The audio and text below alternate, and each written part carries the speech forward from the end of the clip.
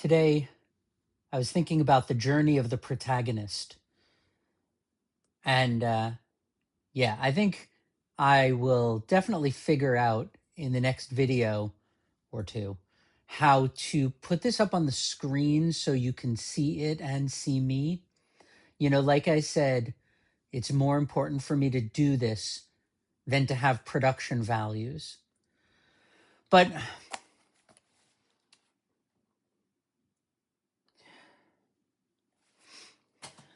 it's not so much about the hero's journey for me. As I mentioned before, I taught theater improv. I taught improvisation for, over 10 years. And I was going to say the high point of my life. In a lot of ways it was so far. But I love my life right now. And on a daily basis, I feel a great deal of happiness, which is interesting because I think the world is not going through a lot of happiness right now. And America certainly isn't. It's a terrible time. And I was just talking about this with a friend tonight, and I was talking about the economy and my complete lack of faith in institutions, especially government institutions and double, especially American government institutions and all the industrial complexes and inflation and money printing and how Congress is all run by these elderly elites who honestly, we wouldn't let them work in a restaurant or, drive an Uber, but they can run the country. And it's not because they're the smartest. And, but all of these sort of macro big issues that are brutal, just making life. And look, my life is great. And I get that is in part because of my positionality, right? I am a white man who was raised in a family that was middle class. I always had a place to live and clothes to wear and food to eat. My family strongly believed in education. So my parents were both well educated. It was just kind of assumed that I would go to college, and I did. And, I've further education. And so all of those things were instilled in me, this sort of what Bordeaux would call cultural capital. I have this capital. It's not money, but I know how to write a resume. I know how to interview for a job. I know how to study for a class. I know how to take a test. These things that I know that a lot of people don't know. And I'm very, very fortunate. And then there are other things that I have done that involved a lot of personal hard work, and people didn't give me some things, my skills or whatever, my job as a teacher, and nobody gave those to me. I worked hard and I did find these. So, it's a balance. It's a balance for everybody. But despite all the difficult and horrible things going on in the world and in America right now, on a daily basis, there are moments of absolute joy. And that's because I'm trying to be in the present moment. It's because I'm doing my best to be in accord with the Tao, which is all I've ever wanted since I was 14. I always just, as soon as I read the Tao Te Ching and learned about the Tao, I always knew that that's what I wanted, was to try to be in accord with the Tao. And I knew I was going to study Chinese. I knew I'd probably go to China, which I did, and I did. And I couldn't have known that in China, I would find this sort of really vibrant life as a performing artist, poetry and music. And then, the big thing was improv theater, where I certainly did it. And I love doing it in English and Chinese, performing. But really, the pinnacle for me was teaching it in Chinese.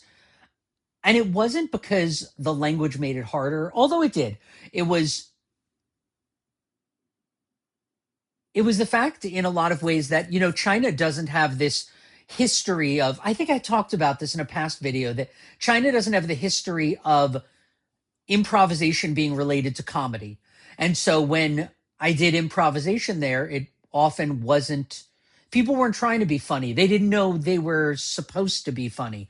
So lots of times the scene would be dramatic or sad or tragic or boring or weird or interesting. And that gave me so much space to try things out and to just read books and to make up exercises and to bring things in. And, something there was this guy I was talking to tonight. He plays music and he was talking about starting a band and how he really wants people to sort of play less.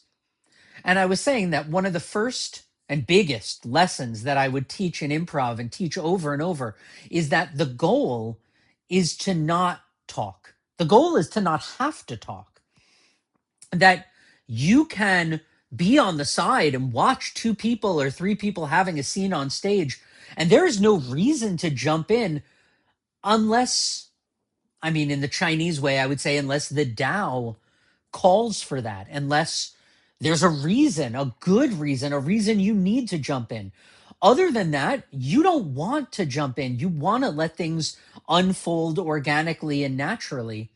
I started this by talking about sort of the protagonist, and it's, this sort of basic sort of base reality, and then something changes that establishes a new base reality.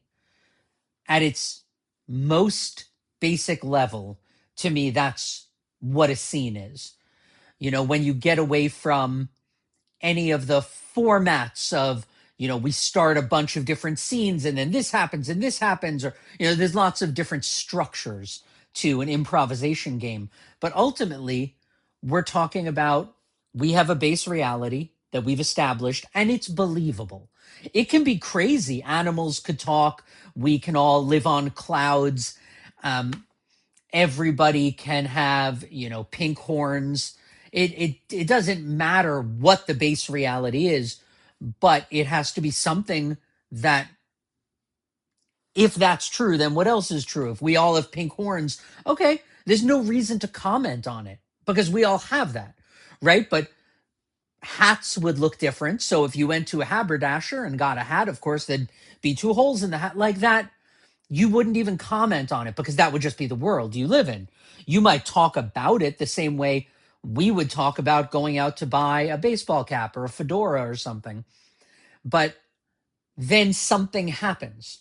It could be something happens to the protagonist or something happens to the world, right? Man versus nature. Um, what's the third one? Oh God, it's been years now since I've taught this stuff, but it was everything to me. I mean, I used to do it every single night of the week. I would either teach or perform, and I loved it. And it's not that I need to get back to it right now. It's just that I'm aware of what it feels like to be super passionately driven and to be doing something that brings me a sense of wholeness and completion. And right now I don't have that, but I feel it, all the time throughout the days. And to me, that's what it feels like to try to be in accord with the Tao. That's it.